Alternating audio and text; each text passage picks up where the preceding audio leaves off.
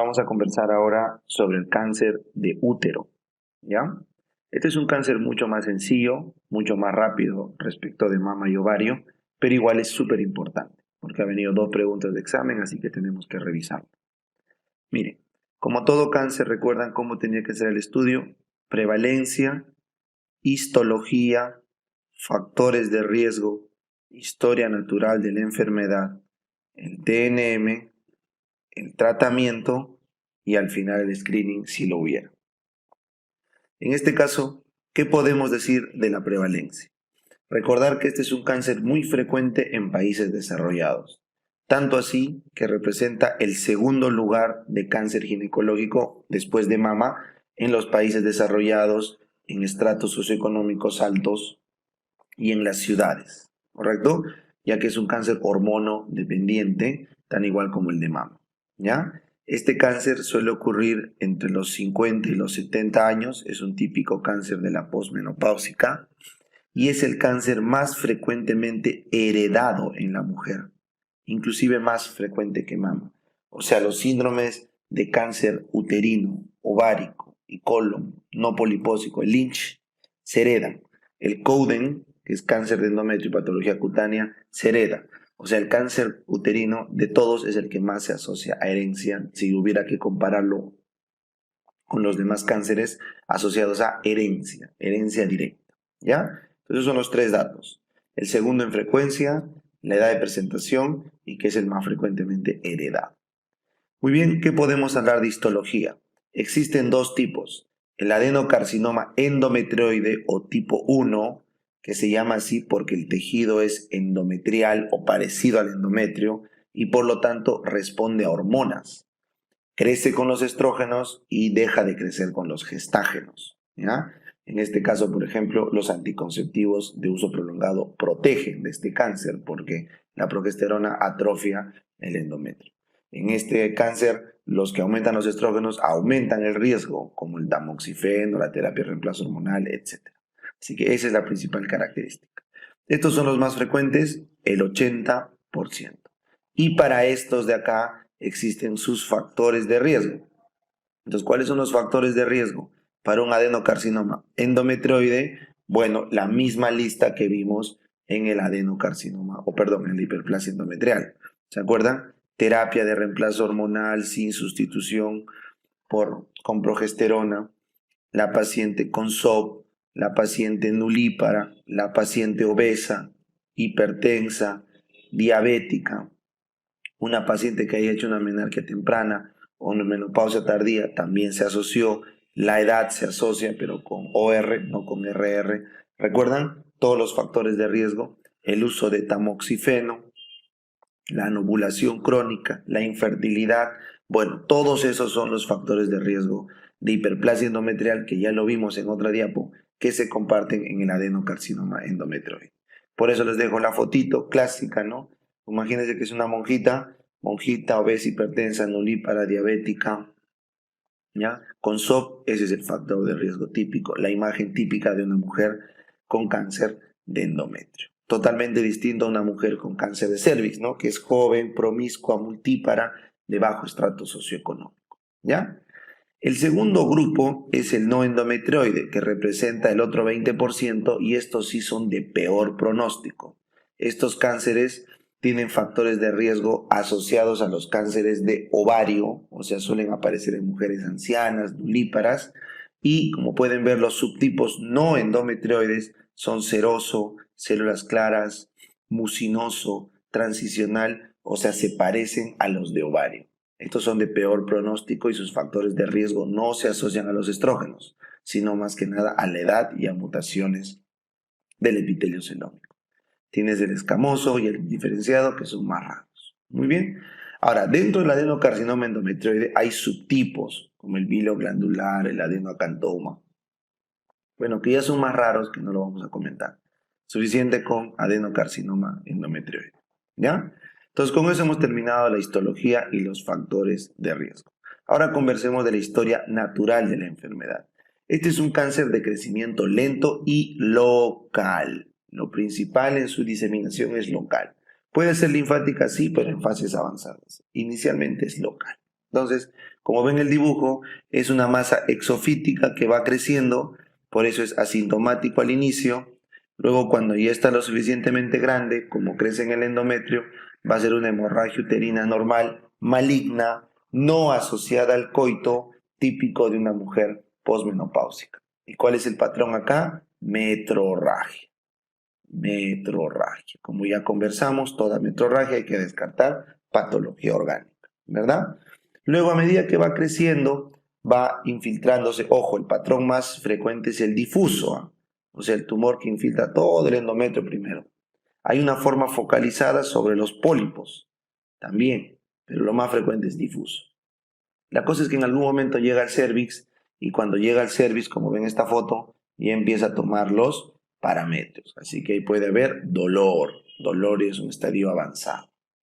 Luego, cuando va creciendo, se ulcera y se necrosa y empieza a hacer una secreción tipo leucorrea, ¿ya? Pero en este caso es por una piometra, ¿no? Está lleno de pus el útero porque se infecta con anaerobios y empiezan a crecer ulceraciones en el tumor. Y esos son estadios avanzados, ¿correcto?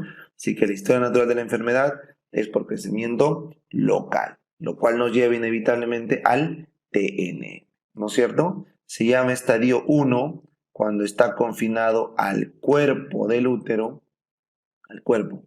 Estadio 2 cuando ha avanzado al cervix y al estroma cervical. Estadio 3 cuando ha avanzado más allá del útero. No se olviden que el cervix también es considerado parte del útero. Es el cuerpo uterino y el cervix. Entonces, estadio 3 es cuando salió del útero y estadio 4 es cuando se va a otro órgano extrauterino, pero que no es adyacente a él. O sea, cuando digo salió del útero es porque se fue a los órganos adyacentes, como las trompas, los ovarios, la vagina. En cambio, 4 es cuando se va a órganos a distancia. Recuerden, acá hay un compromiso linfático. En cambio, acá es crecimiento local. Local. Acá es por diseminación local y acá es por diseminación linfática. Esa es la evolución. ¿Está bien? Entonces, dicho eso, vamos a los subtipos. En el estadio 1, confinado al cuerpo, se subdivide en estadio 1A, como ven acá, cuando está comprometido menos del 50% del miometrio. Eso quiere decir que el tumor es resecable. Hay intención curativa en la operación, ¿ya? En cambio, el estadio 1B es cuando ya comprometió mayor o igual al 50% del miometrio y ya es irresecable. A partir de acá ya no hay una buena sobrevida. El estadio 2 queda ahí, cervix, y el estadio 3 se divide en 3A, porque se tomaron los anexos, acuérdate, 3A de anexos, 3B, porque se tomó la vagina, acuérdate, 3B de vagina, y 3C, acuérdate, C de cadena ganglionar, se ha tomado la cadena ganglionar, que se divide en C1, ganglios pélvicos, y C2, paraórticos, ¿ya? Y el estadio 4, como siempre hemos visto ya, 4A, órganos pélvicos, 4B, órganos extrapélvicos. ¿Bacán? Entonces, con eso tienen el TNM de este cáncer. Entonces, ¿cómo se debería diagnosticar un cáncer de útero? Es sencillo. Primero, la clínica de sangrado en una mujer posmenopáusica del tipo metrorrágico nos obliga a hacer una biopsia. Pero ya habíamos dicho que la prueba inicial antes de la biopsia es la ecografía transvaginal. No hace diagnóstico, pero como protocolo tiene que hacerse en todo sangrado, anamnesis, examen físico, ecografía transvaginal. Y luego la biopsia tiene sus indicaciones particulares. En este caso ahí pueden ver, esta es una ecografía. Si esto es más de 4 milímetros en una posmenopáusica, será pues hiperplasia endometrial. Y es más de 7 milímetros si está recibiendo terapia de reemplazo hormonal. En la posmenopáusica. En la premenopáusica no se conoce, o sea, no hay evidencia de cuál es el tamaño adecuado para decir hiperplasia. Unos dicen 14, otros hasta 18 milímetros. Bueno, la cosa es que si tenemos una sospecha y la ecografía también nos da una sospecha, se debe hacer una biopsia. Aunque recuerden que la biopsia de endometrio se hace inclusive con ecografías normales. En una posmenopáusica, así tenga la ecografía transvaginal normal y está sangrando, igual se hace biopsia. Porque no olviden que el adenocarcinoma no endometrioide, ese no da hiperplasia. ¿ya? Igual se biopsia entonces. Hacemos una biopsia de endometrio, puede ser por dilatación y curetaje fraccionado, que no es lo ideal, o una histeroscopía, que eso es el diagnóstico de elección, que ya lo vimos. Muy bien, a la biopsia nos puede salir hiperplasia, ya vimos la diapo de hiperplasia, o nos puede salir adenocarcinoma de útero. Muy bien, recuerden que aparte de la biopsia, ¿correcto? Tenemos otros, que es el grado de diferenciación, el grado de crecimiento sólido, los receptores hormonales y el tipo histológico. Entonces, durante la información de un cáncer de útero, aparte del TNM, ¿correcto? De valorar la infiltración, tenemos que ver el grado de diferenciación. Cuando están bien diferenciados, ¿correcto? La gran mayoría del tejido es glandular. El grado de crecimiento sólido, cuando hay más de la mitad de tumor sólido, es mal pronóstico. Cuando es menos del 5% es buen pronóstico. ¿Ya? Los receptores hormonales, si hubieran, es buen pronóstico. Entonces, y el tipo que les dije, pues, ¿no? Que puede ser el endometrioide, no endometrioide, y dentro del endometrioide el tipo acantoma, papilar, viloglandular, etc. Bueno, ya todos esos son factores adicionales para el pronóstico. Pero recuerden que el pronóstico número 1 es el estadio TNM. Ese es el pronóstico máximo. Y este estadio TNM es postquirúrgico. No olviden, se saca todo, histerectomía total, o en este caso histerectomía radical, porque estamos comprometiendo el cervix y hay que sacar la cúpula de la vagina, con doble anexectomía o salpingo-oforectomía bilateral, porque es un tumor hormonodependiente. Entonces la cirugía es una histerectomía total o radical con salpingo-oforectomía bilateral, y es opcional la linfadenectomía radical según la evaluación del cirujano. Entonces, después de sacar la pieza, recién con la lectura anatomopatológica tenemos el estadiaje, y eso es pronóstico, ¿ya? No olviden, por favor, que el cáncer de cervix es de estadio clínico, con el tacto rectal para ver los parametros y el tacto vaginal para ver la vagina y el cervix, se hace estadiaje. El cáncer de mama tiene un estadiaje clínico y postquirúrgico, y el cáncer de ovario tiene un estadiaje intraSOP, dentro de sala, y el cáncer de útero tiene un estadiaje postquirúrgico, ¿ya?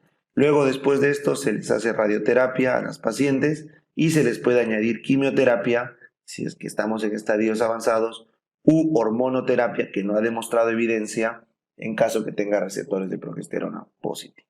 ¿Ya está? Muy bien. Entonces, con esto, chicos, hemos terminado de explicar este cáncer, que es bien sencillo. Y no se olviden, que también es una pregunta de básicas, la aromatasa, que está en la grasa periférica, transforma la androstendiona en estrona. Y esta estrona, a pesar de tener solo un 50% de potencia respecto al estradiol, es suficiente para generar un cáncer, ¿ya? Por eso las obesas, diabéticas, hipertensas, que suelen tender a ser obesas, tienen riesgo de este cáncer. Muy bien, con eso hemos terminado cáncer de útero, y el siguiente será nuestro video final sobre patologías diversas. Gracias.